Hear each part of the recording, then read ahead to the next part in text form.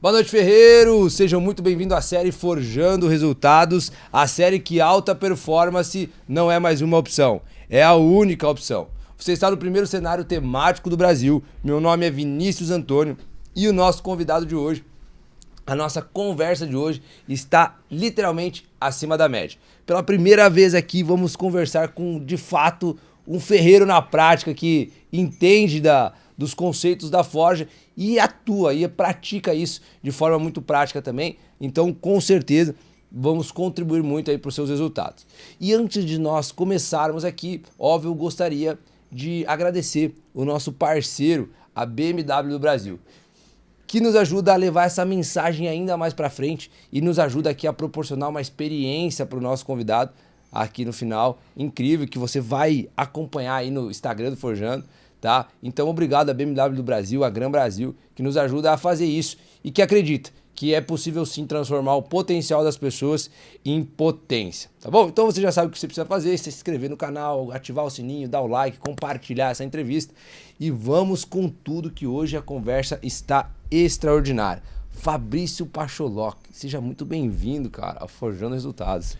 Obrigado pelo convite e parabéns por todo o cenário aqui, né? Eu que já me identifico com a ideia da forja, do ferreiro, adorei isso aqui. E a tua explicação, né? Tudo que você já falou aqui do conceito é até melhor, né? Peguei mais ainda alguns detalhes ali que, na verdade, a gente tem que ir aprimorando, né? Aprimorando e tendo um entendimento do conceito, né? Assimilando o conceito que a ideia de vocês trazerem. E vou te falar que depois de 90 gravações, fica mais fácil da gente conseguir pensar em coisas dessa analogia. E a gente quer aprender muito com você aqui hoje. Eu gosto de até começar perguntando, porque por mais que as pessoas ninguém acha isso, né? Mas uma das tarefas mais difíceis é quando a gente vai anunciar lá a pessoa, quando a gente vai anunciar o nosso convidado, é a gente ter que definir lá o nosso convidado, uma frase muito curta, porque eu acho que isso limita muito as pessoas, né? Então, ninguém melhor do que você mesmo para se definir aqui. Quem que é o Fabrício? Bom, o Fabrício Pacholoc é um cara apaixonado por musculação, por fisiculturismo. Tentei, de todas as formas, ser um atleta profissional de fisiculturismo. Isso acabou não dando certo. Mas todas aquelas dificuldades que o Pacholoc teve enquanto atletas forjaram ele um treinador muito melhor. Uau. Então, o Pacho aí é um treinador de fisiculturismo, prepara os melhores atletas do Brasil aí que representam o Brasil no mais alto nível. E já quero até te perguntar, quando você diz que tentou de todas as formas ser um atleta e não conseguiu, hoje olhando para trás com a experiência que você tem, trabalhando diretamente, treinando diretamente, os maiores atletas do Brasil, quando você olha para sua carreira, o que você acha que foi o fator que fez não dar certo? O fator genético, principal deles. Isso, na musculação, é um fator muito determinante. No fisiculturismo é totalmente determinante no alto nível. Então, se a pessoa não nasceu com a genética... Quando a gente estava no começo da nossa conversa, você falou, você deu o exemplo de a gente pegar uma faca e tentar derrubar uma árvore. Isso. A gente vai sofrer, trabalhar, talvez com muita dificuldade consiga fazer alguma coisa, mas vai estragar com aquela faca. Sim. Né? Porque ela nasceu para ser faca, ela não é um machado. Sim. Eu era o cara que não nasci para ser bodybuilder. Eu consegui colocar volume muscular, consegui melhorar com muito esforço, muito empenho, muita disciplina. Mas já no final da carreira eu comecei já a preparar alguns atletas e eu percebia que eu tinha que fazer muito mais do que esses caras para eu ter um pouco do resultado deles. Uau. Seria a faca cortando tentando imitar o trabalho de um machado, né? O machado, o pouco que ele fizer vai ser muito mais eficiente. E hoje, quando você, tendo esse entendimento, você acredita, você consegue saber qual era de fato a sua função?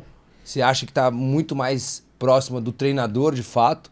Ou você acha que foi uma consequência que você acabou se tornando devido à trajetória que você foi construindo? Eu não seria o treinador que eu sou se eu não tivesse passado por esse período, tentado de todas as formas, me esforçado, tido lesões, tido diversas dificuldades enquanto atleta. Porque essas dificuldades me tornam um treinador melhor. Sabe na pele o que o cara tá praticamente passando, né? tudo o que os meus atletas vêm relatar que está acontecendo, já aconteceu comigo na prática. Uau. Eu lembro bem numa preparação do Rafael Brandão, que ele teve uma lesão na preparação. Quando ele veio me procurar e falar, Pacho, assume tudo aqui, eu vou fazer o que você falar. Faltavam 53 dias para um campeonato. E até então, o Rafa, ele fazia alguns treinos comigo. O Brandão, para quem não conhece, um dos principais atletas do Brasil, um dos maiores potenciais do Brasil. E ele fazia um treino esporádico, outro, mas eu não tinha assumido o controle total da preparação, de Rafa, temos que fazer isso. Então ele ia lá fazer algum treino esporadicamente. Quando ele teve esse problema, eu falei para ele, Rafa, fica tranquilo. Eu passei pela mesma coisa e eu sei o que fazer. Aí ele falou, Pacho, assume aqui, a gente tem 53 dias, a gente tem que conseguir essa vaga pro Olímpia. Que, para quem não sabe, é o campeonato mais expressivo. É a Copa do Mundo do Bodybuilder. Tá. E o Rafa, como ele é o atleta que, né, todo mundo que ama o bodybuilder espera muito dele, tava todas as fichas apostadas nele naquele resto de ano ali. E tinha uma cobrança, porque ele já há alguns anos as pessoas esperavam isso e aquele ano parecia que assim, não, tem que ser esse ano. Então ele tinha uma pressão grande dos fãs, de patrocinador. E daí a gente fez aquela preparação. Depois de 53 dias a gente foi para a competição. Ele ficou em segundo lugar, né, em Praga. Aí a gente tinha mais uma semana, uma segunda competição onde ele foi o campeão na Romênia e conseguiu a vaga para o Olímpia. Foi o primeiro atleta brasileiro a vencer um Pro Show. Uau. E foi o primeiro, né, atleta Open brasileiro a se classificar para o Olímpia vencendo um Pro Show. A gente tinha um outro atleta que já tinha conseguido participar, mas há muitos anos atrás, que era o Luiz Otávio de Freitas. Mas o Rafa ele conseguiu ir vencendo, sendo campeão de um Pro Show. Isso a gente tá falando de que ano?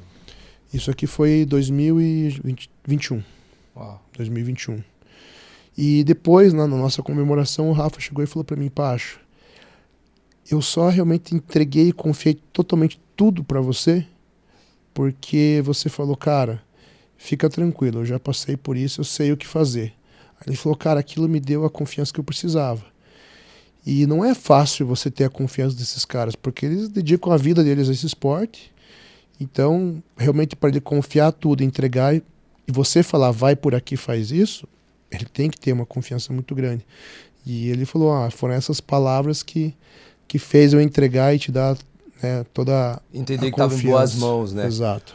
E Fabrício, a gente costuma conversar muito aqui internamente, porque como passa muitos atletas e pessoas de muitos segmentos com resultados muito expressivos, acaba trazendo muitas visões pra gente, assim, muito modo de olhar as coisas. E a gente chegou numa conclusão unânime aqui, que assim, sem dúvida nenhuma, o fisiculturismo é um dos esportes mais difíceis, se a gente pode dizer assim, dos que a gente já conversou aqui.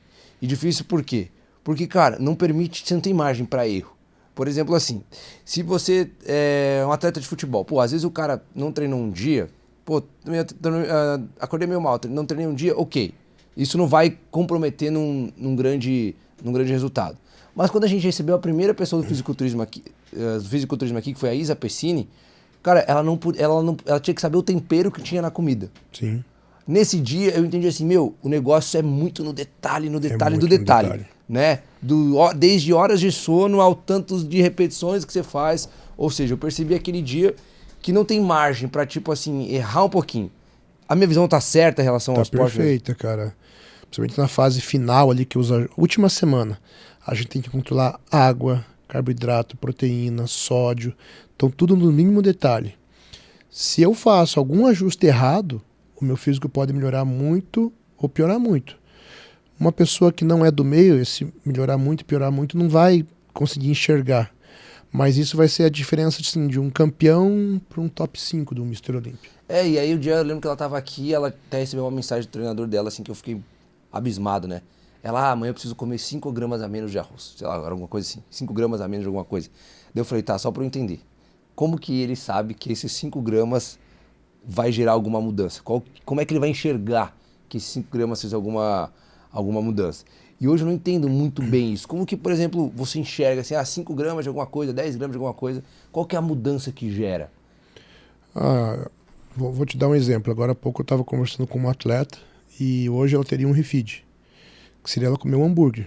Ela já está iniciando a preparação, aí ela fica dias ali, pouquinha comida, e daí algum dia ou outro eu coloco um pouco mais de comida, que daí pode ser arroz, batata, alguma fruta, pode ser para um hambúrguer, quando eu quero algo, né, um pouco mais radical, um pouco mais de calorias. E aí ela me atualizou hoje de manhã, amanhã ela vai me atualizar de volta. Então amanhã eu vou analisar o que aconteceu com o físico dela de hoje para amanhã. Você consegue perceber a diferença? Consigo. A gente vai ver assim algum detalhezinho aonde acumula mais gordura, por exemplo, glúteo, parte baixa do glúteo, onde é comum acumular mais gordura, mais água, mais retenção. Se o refeed funcionar bem, o que eu vou ver? Uma musculatura que hoje, pelo pouco carboidrato, estava mais murchinha. Amanhã ela vai estar mais cheia, com a pele esticada, né? Você vai ver muito mais detalhe naquela musculatura. As costas ali onde vai ter alguma pelezinha solta, alguma dobrinha, amanhã vai estar esticadinha, com a cintura ainda mais fina, mesmo comendo mais hoje. Se eu calculei errado, se não era o momento do refeed, porque eu posso fazer uma leitura do físico dela, olhar hoje de manhã e falar assim, não, ela me parece murcha, pouca vasodilatação, musculatura, né, pequena, flat, que a gente chama, né, que é murcha. Sim. Calculei errado. Eu fiz essa leitura e realmente não era a hora. Ela não estava depletada o suficiente. Amanhã vai ter mais água. Vai ter aquela pelezinha do glúteo, do abdômen dela vai estar mais grossa. Entendi. Então a gente consegue ver com esses detalhes. O treinador ir lá e pegar na pele. Se vem antes do campeonato, ali quando a gente está próximo, eu vou fazer algum ajuste, eu venho e puxo a pele do atleta. Eu consigo, puxando a pele, ter ideia do quanto tem de água e quanto tem de gordura. E amanhã, quando eu faço alguma manobra e vou avaliar ele de volta, eu consigo ter a percepção se aquela pele que eu apertei ontem está com mais ou menos gordura. Uau. É um feeling que a gente vai adquirindo ao longo dos anos. E por menor que seja a mudança, já dá... Reta final de campeonato, tipo ali, os últimos 2 dias, o físico está tão sensível que a cada refeição vai mudando essa questão. Uau. E a gente consegue ver ou a melhora ou a piora nesses detalhes. E, por exemplo, quando você, por ter passado por essa etapa de atleta e ser um negócio tão restrito assim, e sem tanta margem, o que te leva a ser um competidor, cara? Vou competir, vou ser um fisiculturismo. Qual que é a motivação? Cara, pra mim veio naturalmente. Eu fui parar na faculdade de Educação Física por causa do futebol. Eu era jogador de futebol, tentei de tudo. Aí, uma das coisas que me afastou do futebol foi lesão. Eu tinha 16 para 17 anos, fiz um teste no Flamengo. 500 meninos, passou eu e mais 2. Uau. Aí o pessoal, vocês 3 são acima da média, mas hoje eu preciso só do lateral direito. Eu era goleiro. Mas, você, goleiro, é acima da média, vou te indicar num outro time. Me indicaram no Coritiba, lá do Paraná, eu era do Paraná. Aí cheguei no coxa, comecei a treinar, fraturei a mão. Aí aquilo ali, cara, acabou com aquele momento ali de início de juniores, tal, a fase que eu podia... Levei 1 ano para me recuperar daquela cirurgia. Quando me recuperei, já estava no último ano de júniores ali, indo pro último ano.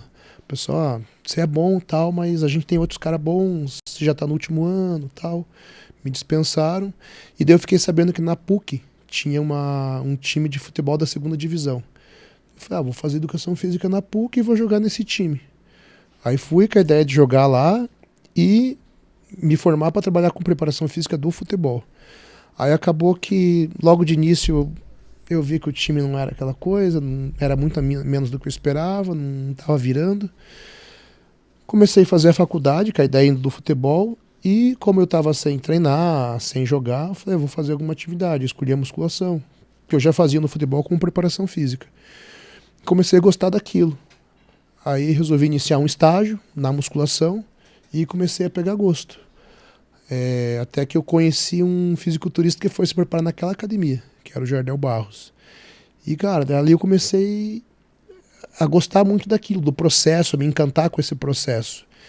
E daí eu falei, eu vou fazer uma preparação. Vou fazer só uma preparação, acho que vai ser positivo.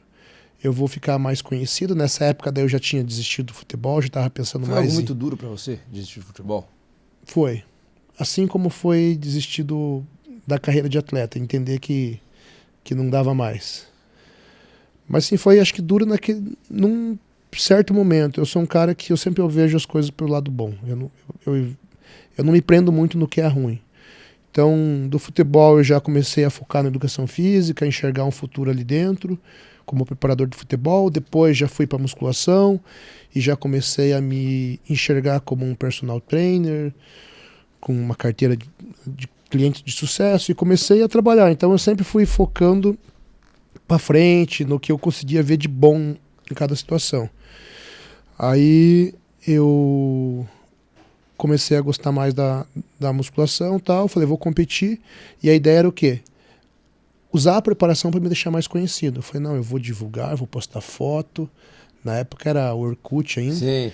Então, assim, eu já tinha uma visão de negócio internet. mais, né? Eu falei, eu vou fazer isso aqui ser um negócio positivo. As pessoas vão querer treinar comigo, porque vão falar, olha o que esse cara fez. Entendi. Eu era um cara muito magro.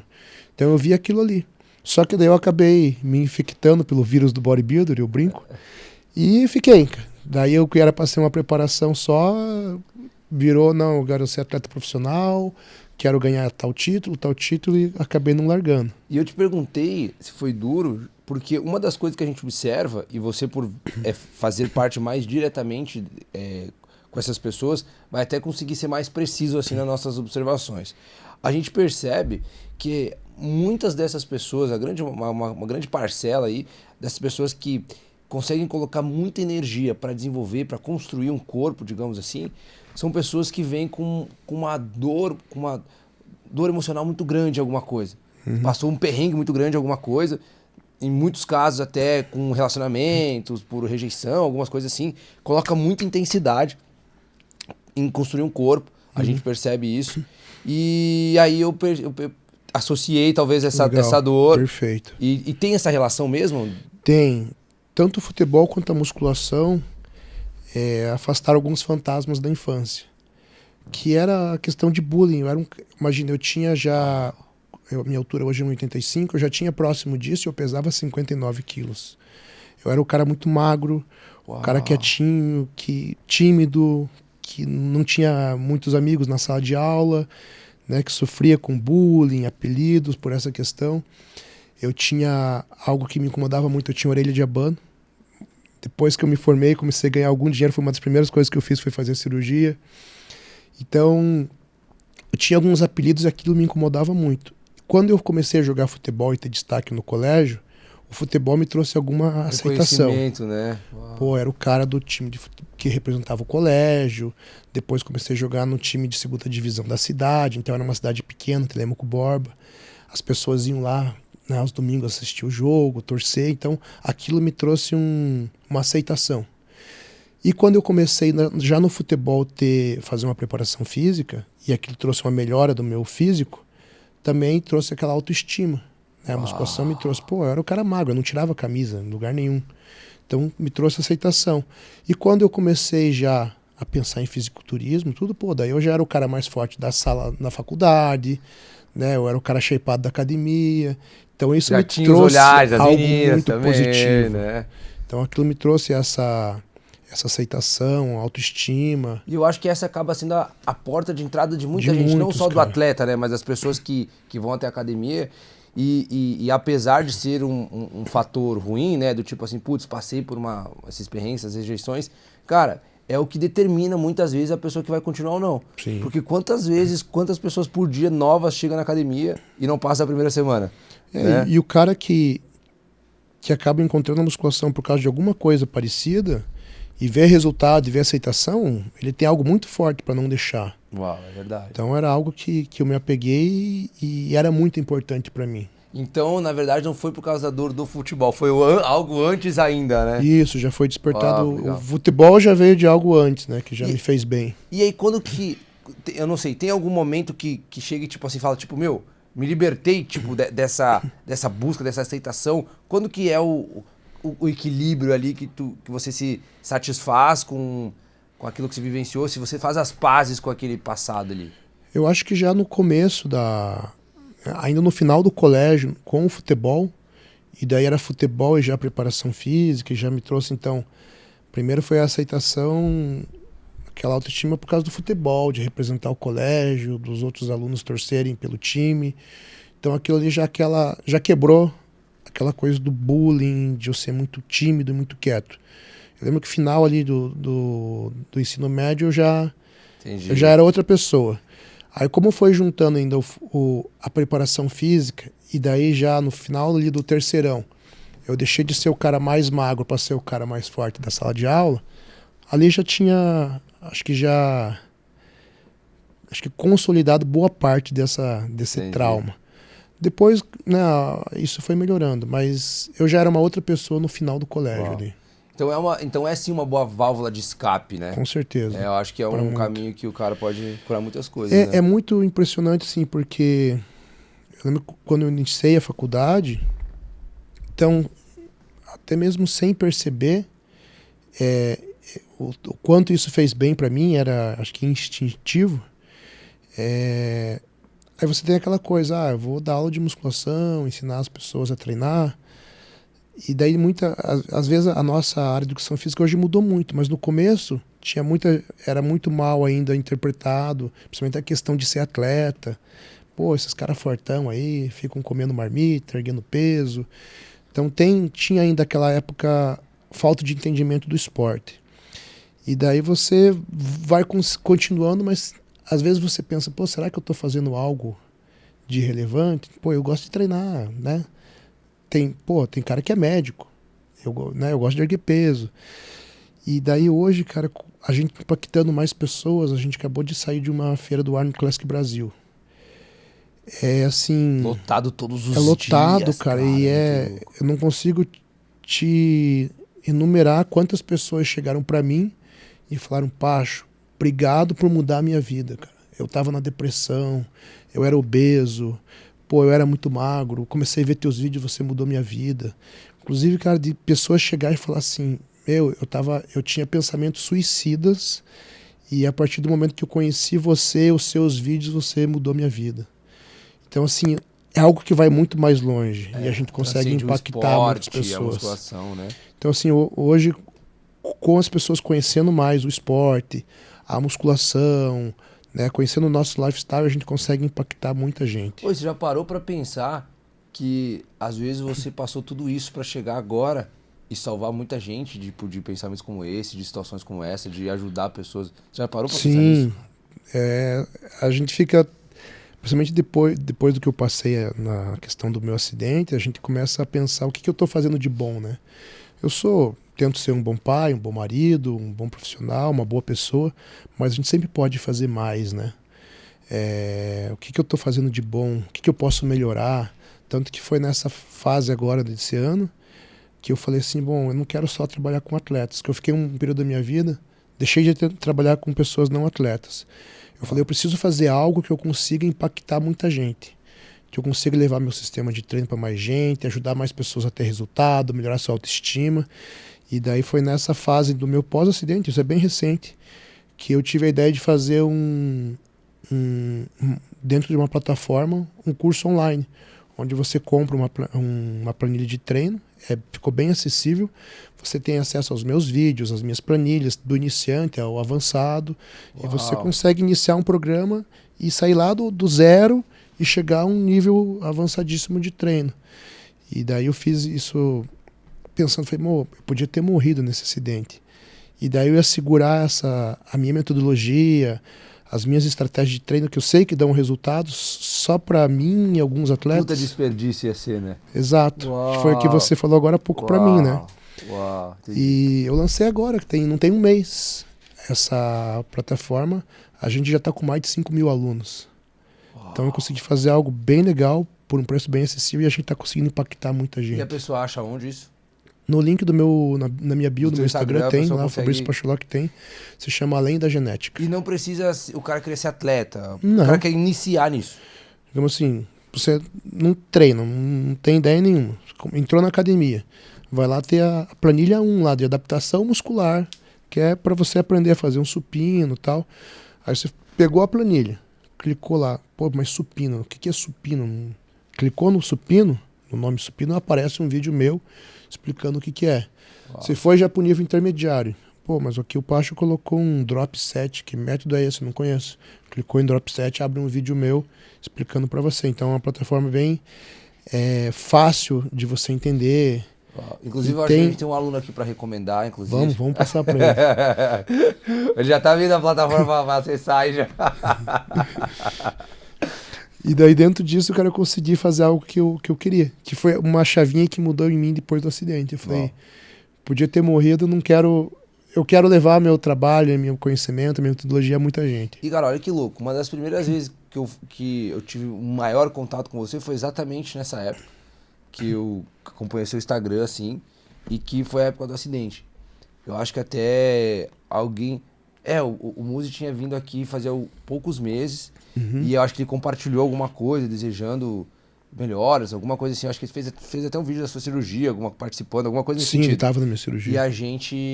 E eu acompanhei, eu fiquei assim, cara, que loucura. Porque teve um vídeo seu durante o acidente. E aí você até comentou algumas coisas aqui, antes da gente começar a gravar, de como foi o acidente, de todas as coisas, de todas as possibilidades que poderiam ter acontecido de tragédia e não aconteceram. E antes de você explicar mais isso, eu queria até te perguntar, cara, qual que era a sua relação com Deus antes e depois do acidente?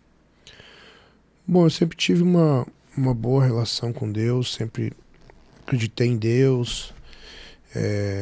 Eu e minha esposa fomos batizados na igreja adventista. Só que eu acho que depois do acidente,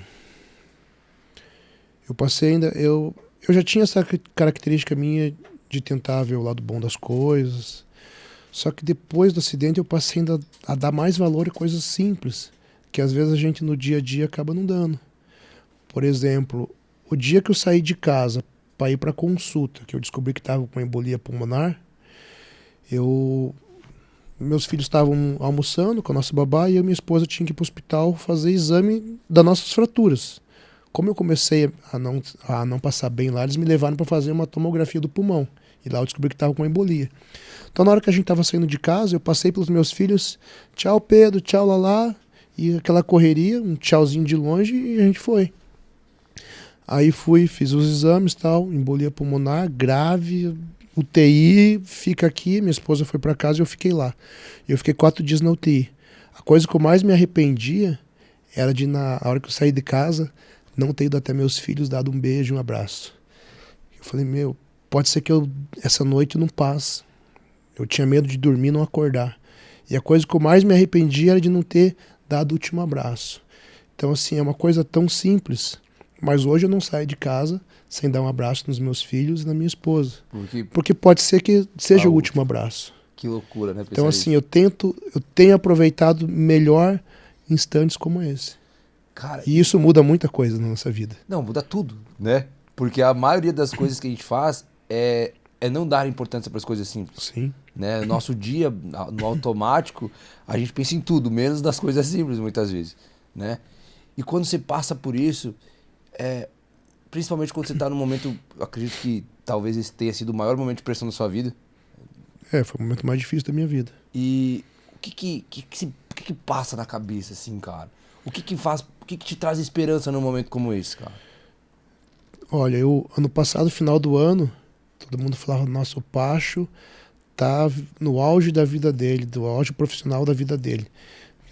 Eu mudei para São Paulo, depois que eu mudei para São Paulo eu tive uma virada financeira muito grande em minha vida, e final do ano eu estava no Mr. Olímpia, que é a Copa do Mundo do Bodybuilder, com os melhores atletas do Brasil sendo treinado por mim, né, lá representando o país. Tava com um crachá de backstage, que do mundo tinha 2 treinadores que tinham aquele crachá. Então, assim, era algo muito exclusivo onde eu tava. Ali no meio, as maiores referências do mundo tinham acesso àquele lugar. E eu curti muito aquele momento. E depois, alguns meses não, isso foi final de dezembro e meu acidente foi 25 de janeiro. As pessoas falando assim, Pacho, nossa, cara, que difícil, né? Você estava ano passado no teu melhor momento e agora tudo isso acontecendo. E o que eu tinha na minha cabeça? Foram vários milagres no balão. Então o balão tocou a rede elétrica. Ficou lá enroscado nos fios. A gente podia ter morrido eletrocutado, queimado. Não aconteceu nada. Né? Tive as fraturas sérias, foram 6 costelas, externo, perfurei pulmão, fraturei fêmur, minha esposa tíbia e fíbula. Mas a gente estava vivo. Então, assim, eu sempre estava sendo grato a Deus, desde o primeiro instante, lá naquele buraco onde a gente caiu, porque podia ter sido muito pior. Eu podia nem estar vivo. Na hora da queda, a gente podia ter ficado tetraplégico, ou morrido, ou algo muito sério. O cilindro que tinha no balão pegou fogo, ele podia ter explodido, ele não explodiu. Então, a todo momento, desde o primeiro instante lá, eu tinha essa gratidão a Deus por estar bem. Eu olhava, eu tenho um pulmão perfurado, era a minha maior preocupação, eu tenho fêmur, mas assim, eu sempre acreditei que ia ficar tudo bem. Fiz a cirurgia, aí tive a embolia pulmonar. Ali foi o momento mais crítico, que eu mais fiquei com medo, porque foi bem grave. E depois que passou aquele momento da embolia, o que tinha dentro do meu coração? Gratidão a Deus. Pô, eu não vou ter nada sério, eu sei que eu vou ficar 100%, a minha cirurgia foi bem, eu sobrevivi uma embolia, não vou ficar com nenhuma sequela, meu coração não aconteceu nada, todo aqueles trombos passaram e saíram por dentro do coração, não atingiu nada, não aconteceu nada. Então eu tinha esse sentimento de gratidão a Deus. E desde o primeiro instante eu falava assim, Deus não me livrou da morte pra, tipo assim, deixar eu morrer agora ou acontecer alguma coisa. Eu tenho certeza que esse ano vai ser o melhor ano da minha vida. Porque o meu Deus é o Deus da superação, do milagre, do incrível. Então eu acredito muito nisso. Tanto é que eu tive um gasto gigante com o hospital. Graças a Deus a minha empresa ali auxiliou com algumas coisas, eu tive que arcar com uma boa parte. E no final, agora saindo do acidente, eu consegui lançar um curso, por exemplo, que financeiramente eu já saí muito mais positivamente, financeiramente falando, tirando, né, todo o gasto que eu tive, hoje ainda financeiramente, por causa desse lançamento, eu estou muito melhor. Eu acho que toda a forma que eu fui forjado nessa dificuldade, tudo que aconteceu ali, também me transformou numa pessoa muito mais forte. E das possibilidades que poderiam acontecer, poderiam ter acontecido, foi o menor. E eu sei que vai ser um ano muito vitorioso, então eu nunca deixei de ter essa fé, de acreditar em Deus, que isso não aconteceu por acontecer, ou, né, ou que seria algo ruim. Eu sei que isso vai ser muito mais positivo. Eu sei que lá na frente, se eu não tivesse passado por isso, coisas boas e milagres não teriam acontecido mais na frente. E olha que louco, né? Eu te pergunto isso porque quando a gente fala dessa etapa da pressão, cara, é o momento em que a gente tem o maior número de desistentes. E quando a gente está passando por um momento difícil, quando a gente está passando pelo deserto, por essa etapa de levar muita pancada, a única coisa que a gente não acredita, a única coisa que não faz sentido é a gente estar passando por aquilo ali, né? Na nossa cabeça, cara, isso precisa terminar hoje, agora, né? Então, quando a gente olha para a situação que a gente está vivendo, nada faz sentido quando a gente fala dessas dificuldades. Mas quando a gente olha para trás, a gente começa a entender o porquê que as coisas aconteceram e o quanto benéfico, apesar das situações de desafios foram e acaba acontecendo. E quando você olha para esse cenário assim, de utilizar mais do seu potencial, uma das coisas que me chamou muita atenção é você falar assim, que desperdício seria se eu não tivesse passado isso para mais pessoas. Uhum. O que muda dentro do Pacho? Como é que você enxerga o seu potencial a partir desse momento? Do tipo, tenho que levar para mais pessoas, tenho que produzir mais. Muda essa percepção que você tem de você mesmo, daquilo que você pode entregar para o mundo? Como que é essa visão depois de passar por um cenário como esse? Muda. Não só a questão de eu levar minha metodologia de treino para mais pessoas, ajudar mais pessoas em relação a isso, mas o próprio testemunho de fé em Deus, de tudo que a gente passou, né? Muita gente acompanhou bem de perto ali, e foi muita gente acompanhando. Então, eu acho que só essa questão, né, de eu levar essa nossa questão de resiliência, de fé em Deus, de não desistir, de sempre acreditar, isso já vai para muita gente. Eu acho que talvez até mais do que a parte de treinamento. Uau. Eu acho que isso, eu acredito que seja uma das coisas que eu teria que tirar desse acidente. Eu sei que muita gente, agora na feira, muita gente veio falar, cara, a gente orou por você, nossa, que legal a gente acompanhar, vocês não desistirem, vocês não desanimar, vocês estarem acreditando em Deus. Então acho que isso aí é até mais do que a questão de treinamento, cara, sabe? Sim. Essa resiliência, essa coisa da esperança, de acreditar em Deus, de não deixar de confiar. De continuar apesar dos desafios, dos momentos de pressão, né? E até para aproveitar isso que a gente falou de potencial aqui, quando você estava naquele cenário de iniciar a ser um atleta, de iniciar esses treinamentos, você já tinha essa ciência que você não tinha esse potencial genético para ser um atleta de alto nível? Não, nem essa... de perto. Eu sempre acredito. Quanto mais eu fui convivendo com o esporte e vivendo isso, eu fui percebendo que me faltava essa questão genética, estrutural. E eu sempre acreditava, não, eu vou compensar isso com treino mais pesado, com mais dieta, com mais suplemento, com mais hormônio. Então eu sempre acreditei que eu poderia compensar. Só que aí quanto mais eu fui fazendo mais, investindo mais, de toda a forma que eu podia, eu fui percebendo que realmente parecia que eu estava dando murro em ponta de faca, assim. Principalmente depois da minha lesão. Em 2016 eu tive uma lesão bem grave, eu rompi o peito e o bíceps.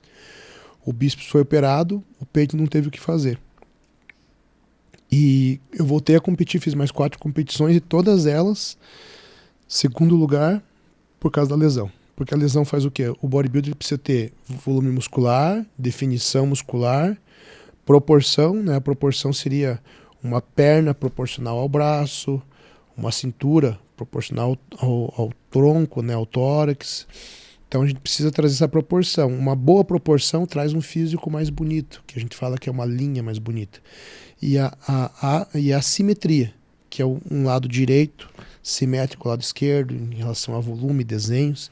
E a lesão me quebrava a simetria, porque eu tinha um peito rompido, ele ficava um buraco, ele ficava caído. E então eu sempre perdi no critério simetria.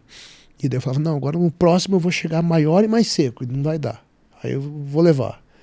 E daí sempre eu acabava batendo, não, o primeiro lugar estava tão grande quanto, estava tão seco, mas não tinha lesão. Aí eu fui pro terceiro campeonato, não, agora vai dar. Cheguei lá, mesma coisa. Aí o quarto campeonato, que eu falei, vai ser meu último campeonato, que daí eu já estava assim, eu já tinha percebido tudo isso, e eu falei, não, eu quero pelo menos encerrar a carreira com um título expressivo, que era um Arnold Classic Brasil.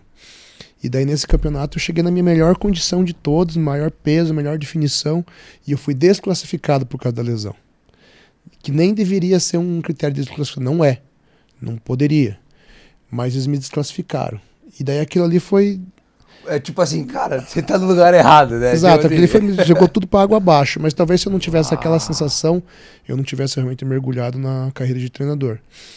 E já no final ali eu comecei... Eu lembro que tinha um atleta que já se preparava comigo e estava competindo. E a gente competiu algumas vezes na mesma competição. Chegava nesse final ali no carb up, nos ajustes, ele começava a comer, né, fazer a estratégia que tinha que fazer. Ele falava, nossa, cara, tô sentindo minha pele esticar, tá ligado? Eu falei, não. Porque em mim não era tão perceptível essas mudanças. Essas mudanças que eu falei é em caras com uma genética... tipo,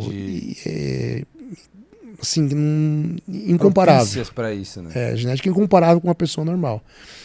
Então esse cara, que hoje, trabalhando com todos os atletas que eu trabalho, nem era uma das melhores genéticas, ele conseguia ter uma resposta a alguns estímulos ali que eu não tinha, nem perto. Entendi. Então eu lembro que nessa preparação eu realmente fui cada vez tendo mais certeza. E você... tem um comportamento que é muito contramão da maioria das pessoas. Porque hoje, quando as pessoas perguntam, tá, qual que é o maior desafio de uma pessoa dar resultado de fato? Porque olha só, o Brasil Hoje, se você vai de sul a norte do país, você encontra pessoas, jovens, bons em todo o esporte, em todas as áreas, né? E você nunca não vai nem ouvir falar da maioria desses jovens. Por quê? Porque eles não vão dar resultado. Sim. Né? Então, assim, o maior desafio está onde? Em transformar o potencial dessas pessoas em potência, em resultado expressivo. E a gente começou a entender, a pesquisar, a desenvolver algumas formas de identificar esse problema. E o maior desafio que tem nesse processo é as pessoas acreditarem que tem um potencial. Sim. É do tipo eu chegar, fulano, você tem potencial para ser um grande jogador de futebol. Cara, não, você tá maluco. E você, muito pelo contrário, você não tinha o potencial nessa área até o e último. eu tenho, né? Então, Exato. essa força, essa disciplina, essa energia, ela vem... Você consegue definir através da onde ela vem? Através do quê? Qual o motivo? Porque a gente sabendo disso, talvez a gente consiga replicar em outros casos, né? Uhum. Eu acho que isso é meu. É inato seu. Eu sempre dou o meu 100% naquilo que eu foco. Eu não vou ser uma pessoa que vai focar mais do que duas coisas ali ao mesmo tempo, uma, duas coisas. Então, mas se eu determinei que eu vou fazer aquilo, que eu vou ser o melhor treinador do país, eu vou atrás disso, eu vou trabalhar para ser. Eu foquei que eu ia ser um jogador de futebol. Eu ia ser o goleiro da seleção brasileira. Até onde deu, eu fui. Eu passei num teste com mais de 500 meninos. Então, assim, eu fazia o negócio acontecer. Eu não tinha genética para o fisiculturismo, mas eu fui até onde que deu e eu ainda fui um dos atletas mais pesados do Brasil. Né? Eu era o cara de 59 quilos, eu cheguei a pesar 154. Caraca. Hoje tem um atleta que foi meu atleta, que é o William Martins, que passou esse peso agora. Mas até esse ano ninguém tinha batido esse peso que eu cheguei, 154 quilos. Lógico, a hora que comparavam eu com esse mesmo atleta, agora o William, você fala assim, nossa, mas não parece que tinha o mesmo peso. O William parece ser muito maior. Pela forma muscular, os ventres musculares mais arredondados, tudo isso. Mas eu bati esse peso. Então, assim, cara, é muita coisa, eu me determinava a fazer alguma coisa, eu fazia. Era uma dieta de 10 mil calorias todo dia. 10 mil calorias pra gente entender, porque quando você fala é o quê? Seria o quê? Seria um prato de macarrão. Quantos quilos de macarrão? Tinha mais 6 refeições de mais ou menos 1 quilo de comida. 700 gramas de macarrão, 300 de carne. Por refeição? Por refeição. Caraca! Então, lógico, não era todos macarrão e carne, sim, mas só pra gente ter uma ideia. Tinha batata doce e frango, tinha umas que era com whey protein e aveia, frutas. Mas isso não era de fome, né? Tipo, você não tem fome pra comer tudo isso? Não, fome nenhuma. E como é que come, então? O que eu mais queria era ficar um dia sem nem ter que comer.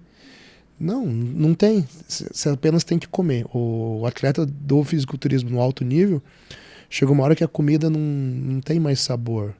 Você come porque tem que comer e você passa fome porque tem que passar. É dois extremos, né, cara? Sim, tipo... exato. Muito louco, é né? 8 e 80. Ou come muito ou não come nada, Ou não né? come nada. Passa muita fome. E aí, desse processo, o que é mais desafiador, cara? Porque, pra mim, tudo é desafiador nesse processo. Comer muito é mais difícil.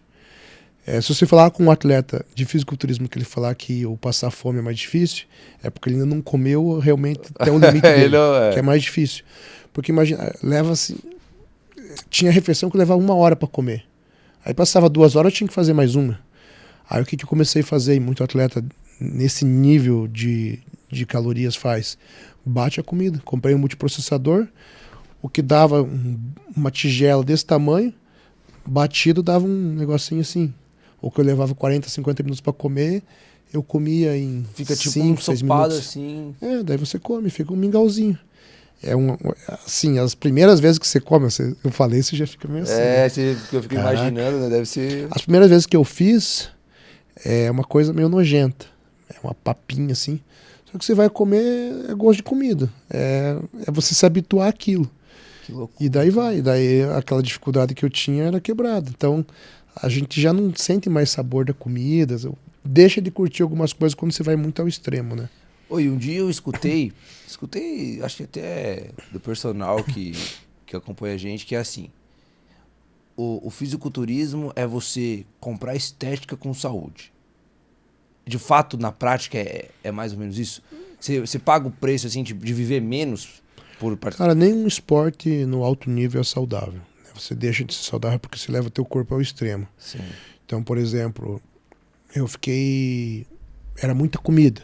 Isso fez eu desenvolver hérnia de hiato, refluxos. Eu era muito pesado, então eu tinha dor na lombar, dor no joelho, igual uma pessoa obesa. Era músculo. Mas isso, como era muito ao extremo, me leva a ter alguns problemas com isso. O que é normal, só que com o bodybuilding é um pouco mais difícil as pessoas entenderem. Nossa, mas por que você fez isso? Para eu chegar no alto nível do esporte foi necessário. Aí às vezes as pessoas falam, nossa, mas para que treinar tão pesado? Pode se machucar. Mas ninguém fala pro Neymar na hora que ele vai dar um tiro, não, mas por que você não corre mais devagar? Para não se machucar? Você diminui o risco. Então assim, o esporte vai falar pro Hamilton, não, mas por que acelerar tanto? Vai mais devagar, você pode sofrer um acidente. A gente tá no limite e isso vai trazer consequências. Até porque o fisiculturismo começou a ganhar uma proporção recentemente, né? Sim, as pessoas estão conhecendo agora. Tá na fase introdutória ainda das pessoas começarem a entender de fato. E assim acaba assustando, porque pensa, as pessoas estão entendendo agora. Mas é algo que a maioria das pessoas faz. Muita gente faz musculação. Sim. Só que a hora que uma pessoa, lá uma senhorinha, que vai lá fazer a musculaçãozinha dela, vê um atleta de alto nível agachando, com a cabeça quase explodindo, tal, aquela loucura, terminando a série caindo no chão, ela fala, meu Deus, mas que coisa assustadora, pra que isso?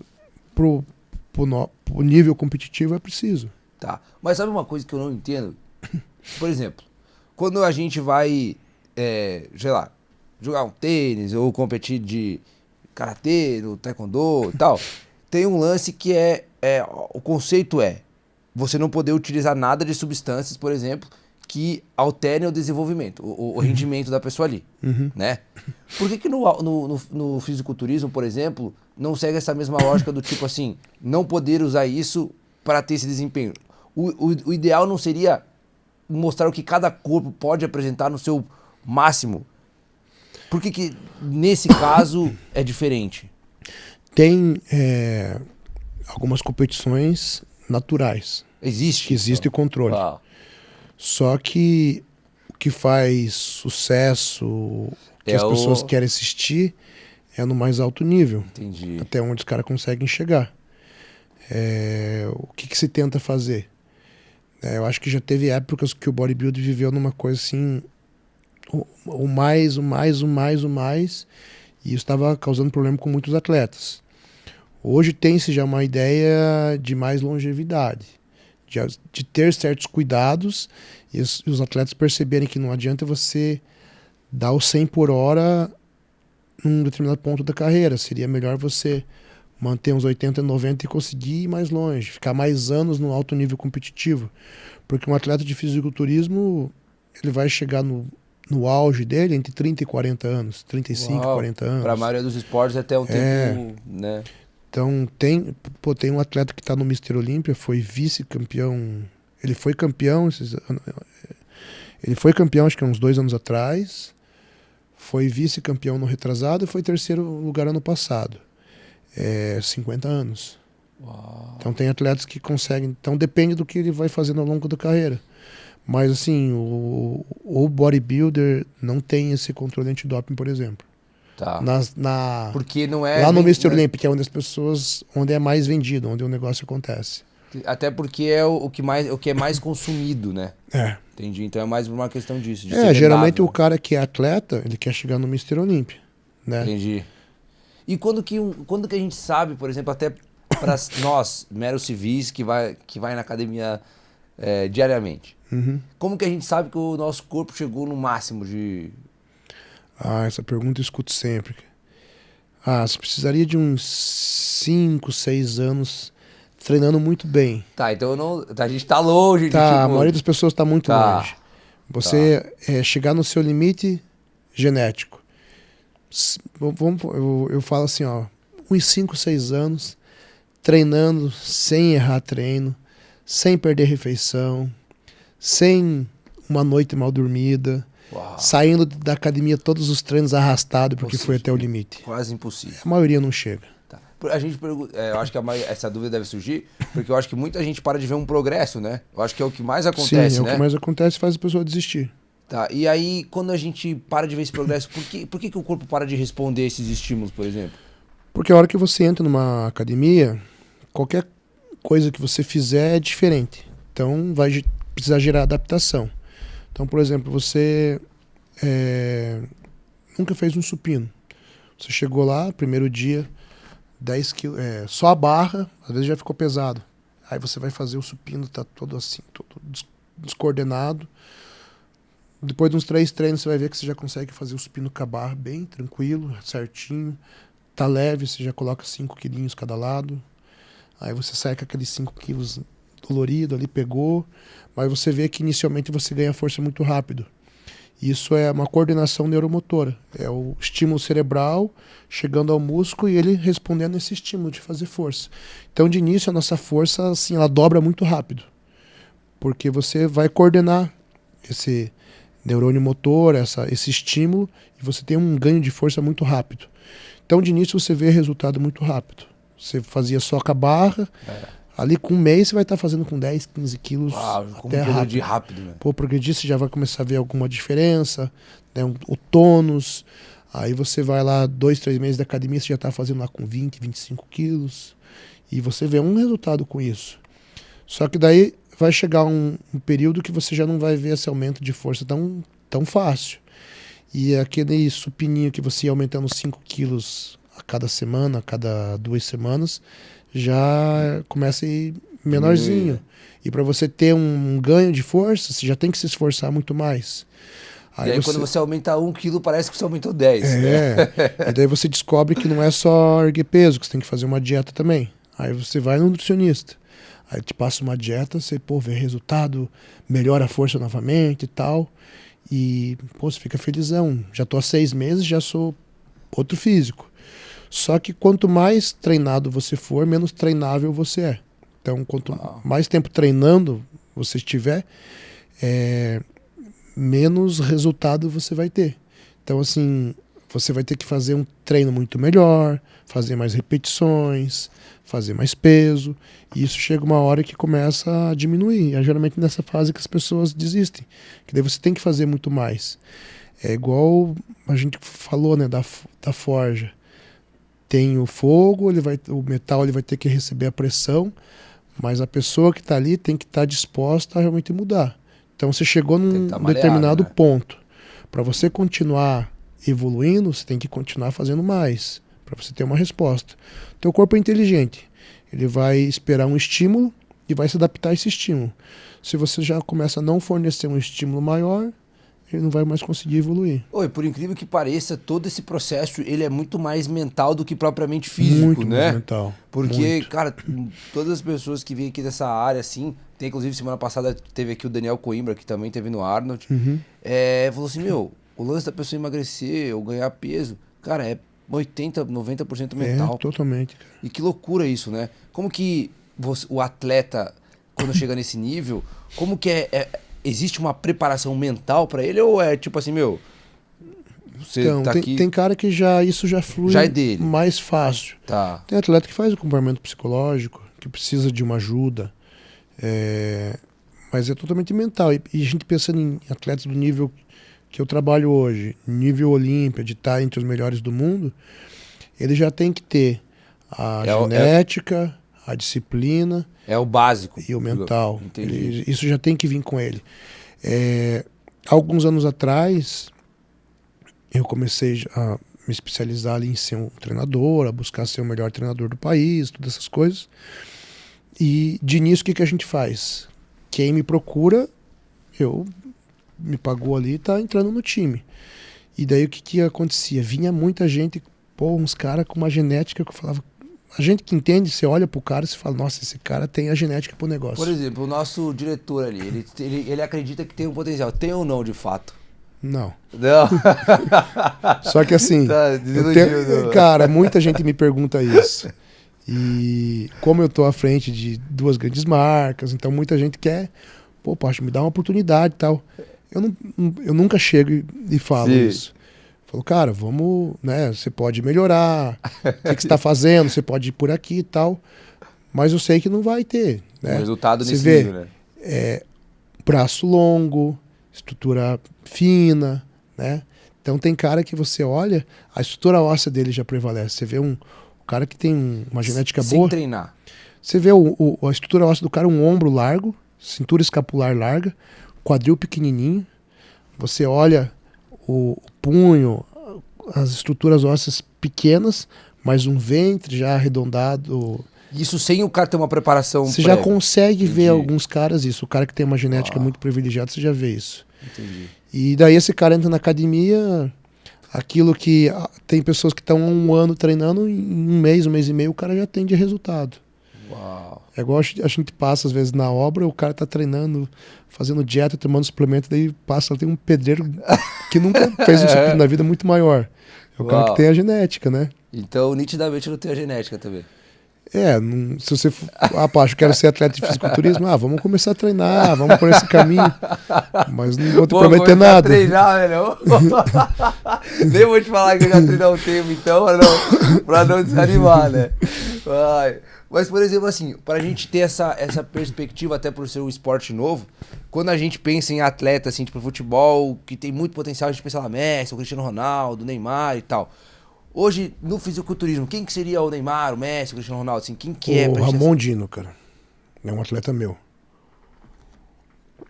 O Ramon, pra você ter uma ideia, ele ganhou o Procard dele, se não me engano, foi 2019. Acho que foi 2019 ou 2020, não tenho certeza. Eu fui o cara que entregou o Procard pra ele. Eu tava numa empresa que no dia ia premiar a categoria Classic Physique. Procard é O Procard é assim, alguns campeonatos são regionais e alguns campeonatos são Pro Qualifiers. Pro Qualifiers são os que qualificam ele a virar Pro. São os campeonatos maiores. Tá. Tipo o Arnold Classic que teve agora é Pro Qualifier. Quem ganha o Pro?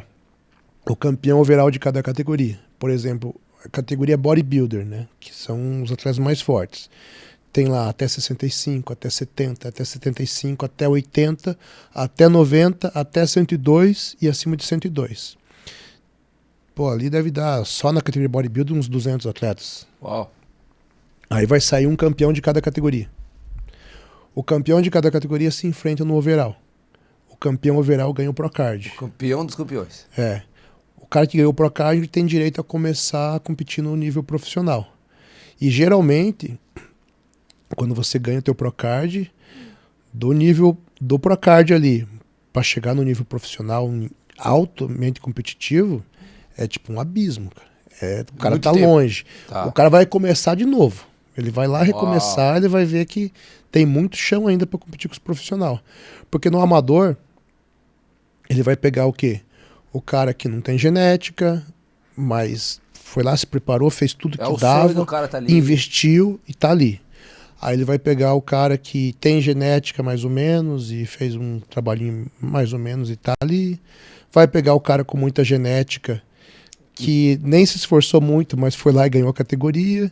E vai pegar o cara com genética que fez o trabalho e foi o campeão overall, né? Aí no profissional é para todo mundo com essa maioria com genética. uma ótima genética, Ótima preparação. já com investimento, né, se dedicando ao máximo. Aí quando você chega lá no Olímpia, daí é o top dos top, né? O Ramon, no ano que ele ganhou o Procard dele, foi o primeiro ano que teve um Mr. Olímpia Brasil. Então tem o Mr. Olímpia Las Vegas lá, que aí esse ano vai mudar, vai ser na Flórida. Mas lá é a Copa do Mundo. E tem alguns Mr. Olímpia amadores ao redor do mundo. E o Brasil passou a ter naquele ano. Agora eu só não tenho certeza se era 2018 ou 2019. E daí passou a ter essa competição amadora no Brasil. E de lá saía um cartão profissional. Foi um dos primeiros cartões profissionais que começou a ter no Brasil.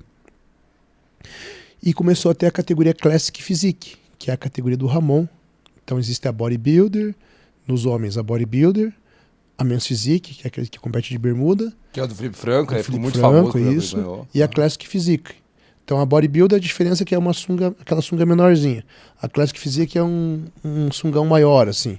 Tá. E essa categoria hoje é o gosto popular. Por quê? Que é o maior, que seria o maior. Não, a tamanho. bodybuilder é a maior. A bodybuilder é a maior. Só que o que acontece? A bodybuilder, ela tem, no profissional, 2 categorias. A 212, que é até 96 quilos, 212 libras. E a Open, que daí é acima de 96, não tem limite. Não importa o peso. Aí o que acontece? São os maiores caras. Só que como os caras não tem limite de peso, às vezes eles não entram com uma condição tão boa, igual as Classic Physique, que tem limite de peso, então o cara tem que secar muito. Como eles podem crescer muito, a ver o cara utiliza recursos ergogênicos, uma dieta com muita comida que acaba perdendo a linha de cintura. E na Classic Physique eles têm um limite de peso em relação à altura. Então eles não podem ficar tão grande, eles têm que entrar extremamente condicionado para conseguir bater o peso. Então acaba sendo esteticamente uma categoria mais bonita. Entendi. Relembra mais o físico do Arnold Schwarzenegger, que é um físico para a maioria mais bem aceito. Tá. Geralmente é o físico que o cara que já gosta de treinar fala, puxa, eu queria ter aquele físico. Não é o físico do Open, que é muito monstro. Então hoje a que mais vende é a Classic Physique. Ia ter essa competição aqui no Brasil, e uma das categorias é a Classic Physique. E daí quando tá tendo um campeonato desse nível, a gente já, que é do meio, a gente fala, puxa, vai ter o fulano. Esse cara, pra mim, é o favorito a ganhar o Procard. Então a gente já tinha algumas apostas. E o Ramon é lá do Acre. Ninguém nem sabia quem era o Ramon. Ele se preparou comendo arroz e ovo. Ele, cara, muito humilde. Ele soube da competição, fez lá a rifa, juntou dinheiro, emprestou. Ele fez com arroz e ovo porque era o que ele conseguia comprar fiado na mercearia lá onde ele morava. E o cara se preparou com arroz e ovo. E veio competir com os caras que estavam investindo, caras que tinham patrocínio. E ele foi o campeão overall.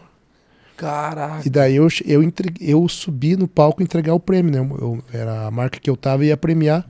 E daí eles pediram pra eu entregar o prêmio. Daí eu conheci ele no palco. Premiei ele, depois atrás no backstage conversei um pouco com ele, ele me contou.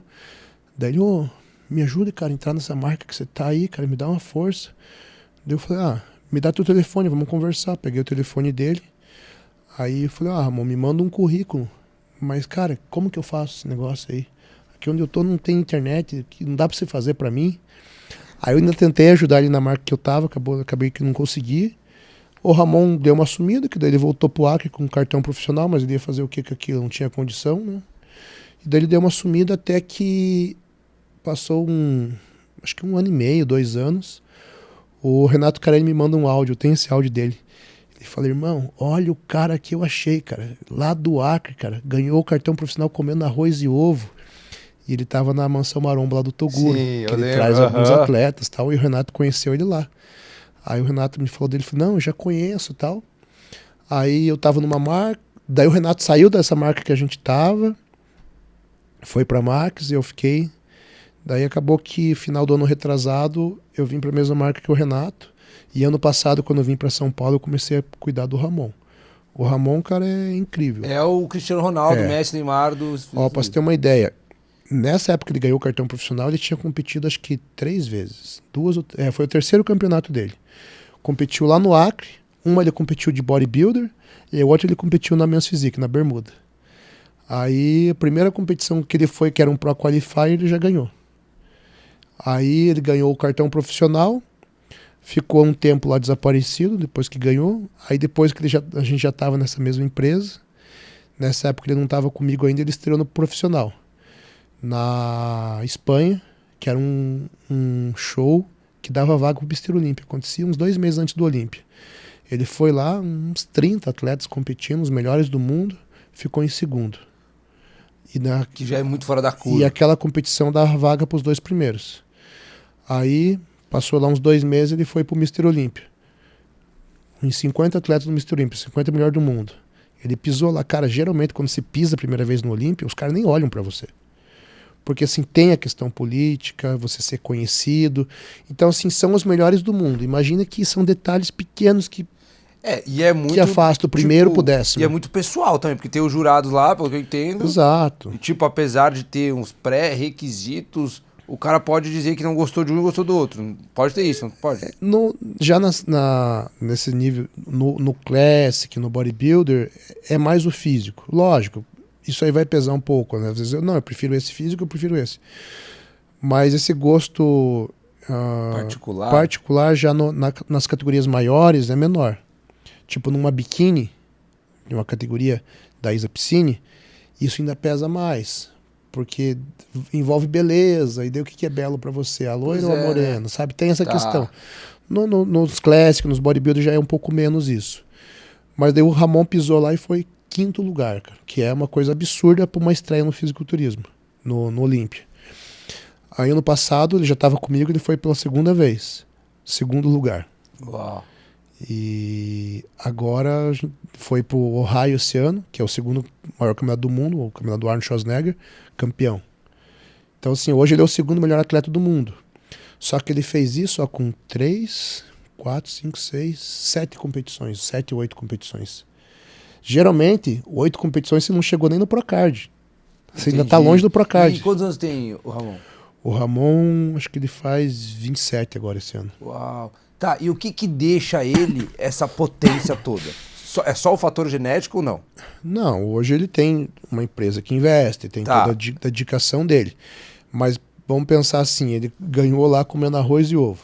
Então ele fazia lá dieta com arroz e ovo e ganhou de caras com investimento, que estavam fazendo muito mais que ele. Nesse caso, foi o fator genético. Então ali o fator genético pesou muito. Aí, como ele foi aumentando o nível, empresas apostando nele, também foi melhorando a questão de treino. Mas, por exemplo, eu tenho atletas na Classic Physique que conseguem treinar muito mais pesado que o Ramon. Mas ele consegue ter um resultado muito melhor e muito mais rápido, ainda não conseguindo treinar tão forte. Porque assim, vai chegar num nível que o treinamento tem que ser contínuo e ele ir evoluindo. Então o cara não vai agachar com 250 quilos da noite pro dia. Isso é progressivo. E ele vai ter um resultado com isso. Então assim, mesmo ele fazendo menos em treino, ele já tem mais resultado. Lógico, hoje ele está dentro do limite dele. Mas eu sei que o Ramon ainda pode progredir muito na questão do treinamento. E tem outros atletas que já estão num nível de treinamento muito melhor, mas levam mais tempo para ter a mesma resposta que ele. O Ramon, então, é o exemplo do machado que está realmente cortando madeira. É. Ou seja, está na função certa. Exato, está na função certa. Caraca. Ele consegue crescer não precisando comer tanto, ele consegue secar não precisando passar tanta fome, ele consegue ter uma resposta melhor ao treino que outros atletas, ele não precisa fazer uso de tanta coisa para ter um bom resultado. Uau. Então assim, ele foi segundo melhor do mundo hoje, ele é inquestionável que hoje ele é o 2º melhor do mundo, e ele conseguiu chegar lá e ainda fazendo menos do que outros atletas, em vários quesitos. Então eu sei que ele ainda tem muito a evoluir. Entendi. Quando a gente... Vou usar o exemplo do futebol de novo aqui, porque fica até mais entendível. Quando a gente usa o exemplo do futebol e a gente pensa em numa Champions League, numa Copa do Mundo, que é o ápice da competição daquele esporte, todo atleta ali já faz o básico de alguma coisa. Então, por exemplo, assim, você chega na Champions League no Real Madrid, cara, todo mundo ali já dorme X horas por dia, já faz a dieta, já treina tantas horas por dia, todo mundo já faz isso. E aí, pro atleta se destacar num cenário como esse, onde todo mundo já faz isso, precisaria o quê? E aí eu trago isso pro fisiculturismo. Já deve ter o treinar, o comer, o dormir é o básico ali. O cara que quer ir além, que quer se destacar no meio onde todo mundo já faz isso. O que ele precisa fazer a mais? O que é o a mais nesse caso? Eu acho que no fisiculturismo é o cara que consegue ficar a maior quantidade de tempo fazendo o máximo que dá. Então, em relação a treino, dieta, descanso. Porque, assim, o atleta, o jogador de futebol, ele vai lá fazer o treino dele, ele tem uma alimentação, mas ele consegue ter uma vida social, ainda algumas coisas. O atleta de fisiculturismo, quanto maior a categoria mais restrito, reduz menos isso, ele é o cara que consegue ficar mais tempo sem errar uma dieta, mais tempo conseguindo treinar, mais tempo treinando alto nível sem se machucar. Então, eu falo que o fisiculturismo ele não é uma corrida de 100 metros, é uma maratona. Então, igual eu falei, ele leva anos para chegar no alto nível dele, no máximo dele. Tipo, é uma das coisas que o Ramon é uma coisa absurda, porque ele chegou muito rápido, né? Se a gente pegar o atual campeão, que hoje é um atual campeão inquestionável, o nível de treino, o tempo que ele já está em alto nível, nem se compara com o Ramon. E o Ramon já tá chegando lá e eu sei que ele ainda pode fazer muito. Tem um tempo ainda muito Sim, menor, ele tem pouco tempo ali no profissional. Ó, e essa é uma das coisas também que a gente acredita aqui, isso que você falou, e que vai muito contramão do que a internet diz hoje na sua maioria. Muitas pessoas falam assim, acho que você já deve ter escutado, que é o seguinte: mais importante do que a velocidade que você vai é... Não, mais importante que a intensidade é a constância, o segredo de tudo é a constância. Quando a gente tá falando desse nível, constância é o mínimo que você precisa ter. Sim. Né? O que vai determinar é a intensidade que tem nessa constância. Quando você diz assim, o quanto de tempo o atleta consegue dar o máximo, é justamente isso. O quanto de tempo você consegue ser intenso pra caramba. Sim. Né? Então eu acho que isso tá de acordo, porque a gente vai muito contramão assim da internet, do tipo, só ser constante não adianta, pô. Você precisa colocar energia. No alto nível ele vai ter que ser constante o tempo inteiro, Porque não tem como. Eu acho que a constância, isso vai para uma pessoa não atleta. Exatamente. Né, que curte o lifestyle, mas nesse nível não dá para ter brecha. E outra coisa também, a gente tá, muito desse segmento vai pra saúde e tal, mas se a gente pensar no âmbito geral, não tem como a gente romantizar a realidade. No meio profissional, enfim, ou você dá resultado, você tá fora, pô. Sim. O atleta é isso também, né? O atleta assim, chegou lá, não deu resultado, ele tá fora. Não é isso? A gente consegue perceber isso quando às vezes algum atleta fica um tempo afastado e quer voltar. O quanto o nível já evoluiu. E às vezes com o mesmo atleta. Eu vou dar um exemplo do Gabriel Zancanelli, que é um atleta meu da Classic Physique, também compete Olímpia. Ano passado ele foi 13º do mundo. Esse é um cara que ele começou cedo no esporte, ele começou a treinar com 13 e competir com 16. Uau. E ele já vem ali dando o máximo dele. Ele foi o atleta mais jovem do Brasil a ganhar um Procard, ele ganhou com 21 anos. E é o cara que... Sangue no olho. É assim, é sangue no olho, é aquela mente blindada, tem genética e faz assim o trabalho 100% do tempo. Ele tá comigo então há tempo. Eu lembro uma competição no passado e quando chegou na fase de finalização, assim, nos últimos dias, eu falei, cara, olha o físico que a gente colocou. E a gente ainda falou assim, agora a gente tá ferrado, porque a gente sempre quer bater o físico anterior. E daí no Mr. Olímpia, isso foi julho, e o Mr. Olímpia era em dezembro. A gente veio com aquela coisa, agora deu ruim, porque a gente vai se cobrar até bater aquele físico, não vai ser tão fácil. E devia faltar uns 10 dias ainda pro campeonato.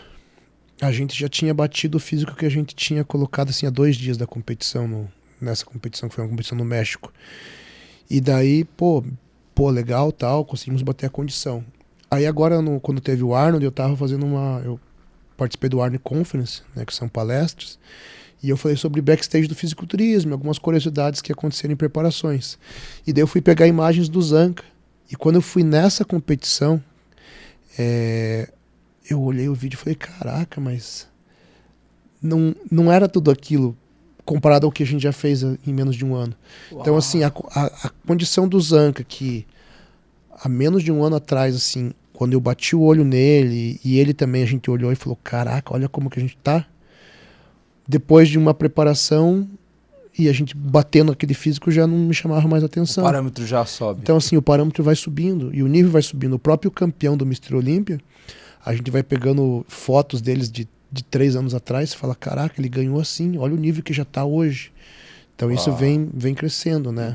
Então se você para ali, meio que você é atropelado, né, cara? Uau. E até pra gente ir pro final agora, o que você acha que é fundamental, e não, agora tirando o fator genético e tal, pensando só em termos mais mentais mesmo, que a gente entendeu aqui que é 80% do negócio.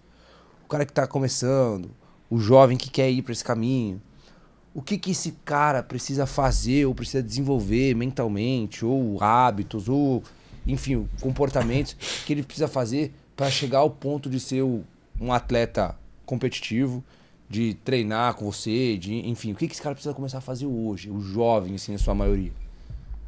Curtir o processo. O cara tem que curtir esse lifestyle de fazer dieta, de treinar. Passar fome. É tudo isso. De empurrar comida, de passar fome, de sofrer no treino.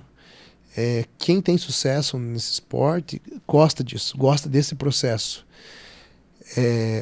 Hoje muita gente acaba se frustrando com o esporte porque, como ele está começando a ficar mais conhecido, e as pessoas, os meninos que estão chegando agora começam a admirar o Ramon, o Zancanelli, o Brandão, e ver que eles estão em grandes empresas, que estão representando o Brasil lá fora, que tem um bom salário, que tem casa, que tem carro. Eles falam, pô, é isso que eu quero. Hoje tem muito menino, igual na minha época eu sonhava em ser jogador de futebol, tem menino hoje que sonha em ser o Ramon, né? Que sonha em ser o Rafa, o Zanca. E o que eu vejo? Muita gente está chegando no esporte e, eu quero ser atleta, não porque ele começou a amar esse processo, mas porque ele quer ser o que o Ramon quer ter o que o Rafa e o Zanca têm. Então, e quando essa coisa inverte, aí geralmente as pessoas acabam se frustrando, porque realmente ela não é apaixonada pelo negócio, e o negócio foi acontecendo naturalmente igual foi pra gente. Então, eu acho que é muito importante a pessoa gostar desse caminho. Então, começou a treinar, gostar de fazer dieta, gostar de ter uma vida saudável, a gostar de sofrer no treino, a comemorar porque fez uma repetição a mais no agachamento, aí o cara já está mais dentro do que é para ser. E aos poucos vai acontecendo.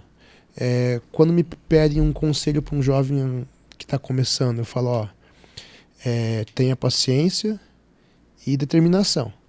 Você não pode querer pular etapas, e você também não pode ficar parado. Então, assim, você tem que entender que vai ser algo lento, que vai demorar para te trazer resultado, mas você tem que estar todo dia ali fazendo o treino, fazendo a dieta, dormindo a quantidade de horas certas e evoluindo um pouquinho a cada dia. Então, assim, não pode ser paciente ao nível de ficar parado e acomodado, tem que estar trabalhando diariamente, fazendo acontecer, e ter paciência porque é um resultado lento. E quanto mais for mergulhando nesse esporte, mais coisas você vai ter que fazer, né? Melhorar no nível de treino, de investimento, né? Desde ter um treinador, de ter um nutricionista, de ter um médico, de ter um fisioterapeuta. Então, quando for chegando num nível mais alto, o investimento vai ser maior. Mas você pode começar aos poucos e vendo que tem resultado, realmente admirando e gostando disso.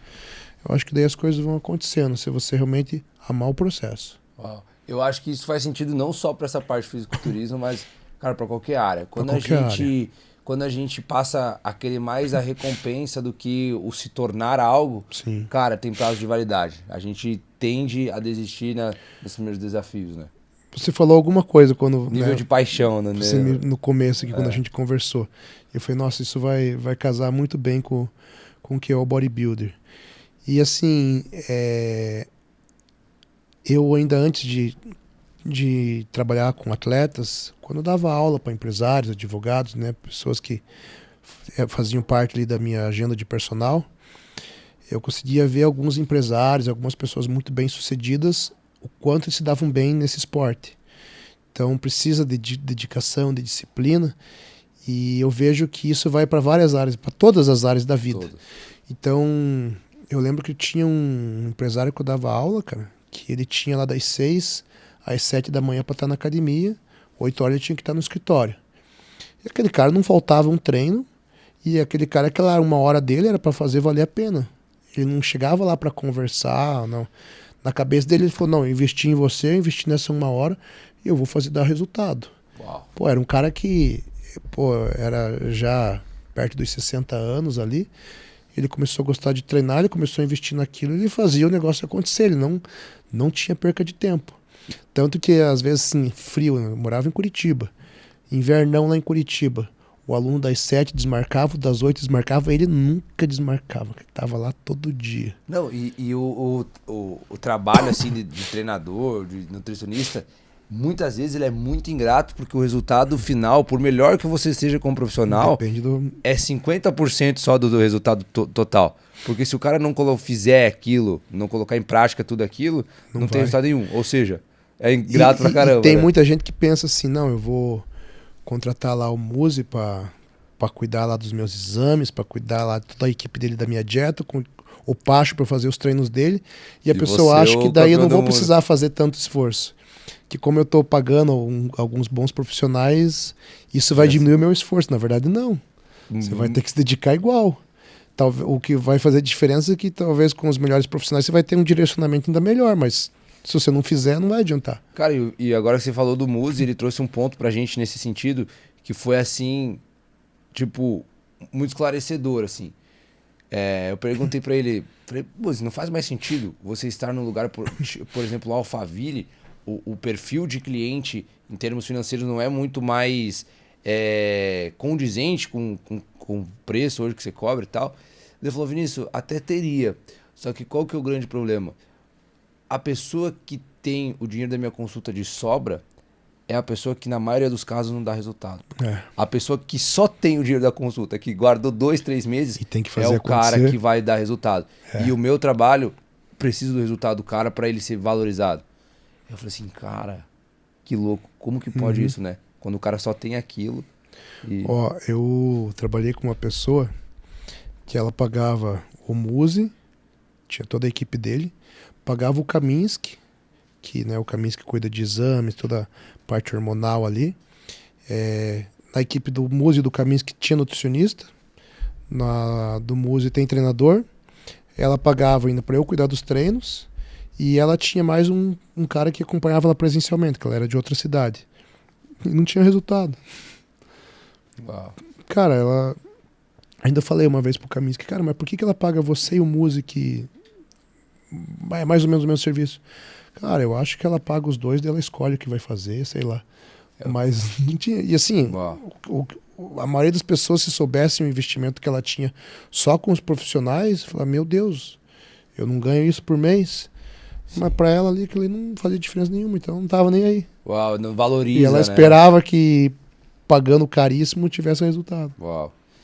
Ô Pacho, e a nossa última pergunta aqui, ela é a única pergunta que é em comum em todas as entrevistas, cara. E eu vou te falar que é a pergunta que mais diz sobre a pessoa, que mais revela de fato sobre a pessoa. E a pergunta é a seguinte, eu acho que você vai ser, inclusive, vai responder com muita maestria por ter vivenciado de fato o que eu vou falar aqui na prática. E a pergunta é a seguinte, se hoje fosse o seu último dia de vida, cara, e você tivesse que escolher uma mensagem para deixar para as pessoas que te escutam, qual mensagem que você ia escolher para deixar? Funda essa, hein? Bom, vou falar a primeira coisa que me vem em mente e é algo que vem agora de tudo que eu passei. Dê valor às coisas simples da vida. Que na hora que a gente tá ali sem saber se vai ter mais um dia de vida ou não, as pessoas que a gente mais gostaria de estar e as pessoas que estão todos os dias com a gente talvez não dê tanto valor, que eram os meus filhos, a minha esposa e os meus pais. Então, assim, dê valor às pequenas coisas da vida, às coisas simples da vida e aproveite cada instante que você pode com essas pessoas. O meu acidente fez eu valorizar ainda mais isso. O tempo que a gente passa com as pessoas, que a gente consegue realmente aproveitar. Por exemplo, de chegar em casa, colocar o celular no modo avião e realmente estar com os meus filhos. De eu ficar um mês inteiro com meu pai e com a minha mãe, que vieram cuidar de mim e da minha esposa. Então eu pude estar momentos preciosos com ele que eu não tinha desde a da adolescência. Então acho que a maior mensagem que eu poderia deixar é isso. Aproveite essas coisas simples da vida e valorize essas pessoas que mais estão com você, que essas são as que você mais sente falta. Cara, eu vou te falar que depois do testemunho que se deu hoje aqui, essa mensagem ela faz ainda mais sentido, né? Então, eu quero te falar que eu, em nome do Forjando Resultados, a gente quer agradecer por você ter demandado o seu tempo para contribuir com a nossa bandeira aqui, com esse nosso propósito que a gente tem de forjar outras ferramentas, de contribuir no resultado de outras pessoas. Quero falar que essas portas sempre estão abertas para você, para vir aqui contribuir mais, passar mais para frente coisas que você acredita. Então conte com a gente. Adorei te conhecer, tá? Agora Você vai ter mais um atleta aí com muito potencial na sua carteira de clientes, que vão procurar junto, porque não sou eu, né? Mas teremos o senhor aí, Rick, da sua planilha de treinos aí, e ele vai ser um grande case seu aí. Cara, o melhor atleta não é aquele que vai ganhar mais medalhas ou ter o físico mais impactante, mas é aquele que a gente melhor consegue mudar ele. Uau! Mudar o estilo de vida, os objetivos, né? Por mais que ele não chega a ficar com o abdômen trincado, mas que a gente tira de uma obesidade e leve para um outro nível. Acho que essa é a grande missão de um personal, de um profissional da área de saúde. Realmente conseguir mudar pessoas de estilo de vida. Trabalhar com o Ramon, com o Zanca, ir lá para o Olímpia é legal, mas a gente conseguir transformar vidas, acho que é a nossa grande missão, cara. A nossa, acho que isso a gente tem em comum, inclusive. E como que as pessoas te acham nas redes sociais? Procura lá Fabrício Pacholok, Pacholok, no Instagram, no YouTube, tem centenas de vídeos lá dando dicas de treino. Tem agora também no TikTok, né? Que você faz assim lá ou não? Não, a gente coloca dicas de treino. Esse é o foco. Gente, então as redes sociais do Fabrício estarão aqui embaixo desse vídeo.